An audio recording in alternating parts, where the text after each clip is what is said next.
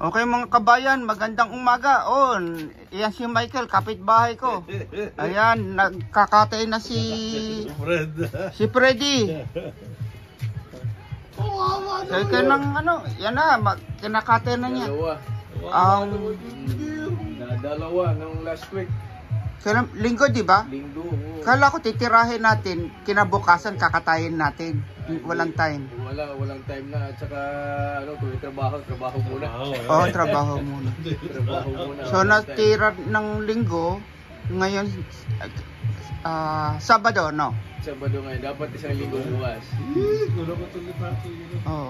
Okay lang yun, di ba? Parang aging yun, dear. Hindi, tama to. Aging to. Tama ito. Saka ano yung dugo, di ba? Pinatagas ng gusto. Kaya, tama yung process niya. Talaga ini-aging talaga. Hindi ka agad katay. So, yun. So, ang ginawa namin, nilagay namin, tapos tinapatan namin ng electric fan.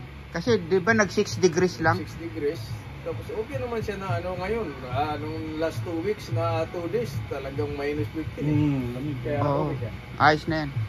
Okay, so resume katay. Palagay mo, matatapos natin ngayon dalawa yan, isa. Matatapos yan, dalawa yan. Ayaw, gabihin tayo. Okay. Okay. Sige. Padala ko yung mamaya number niya. Okay, salamat Mike. Okay, ito sila, oh. Wawa. O sige, sir, mga bossing. See you later.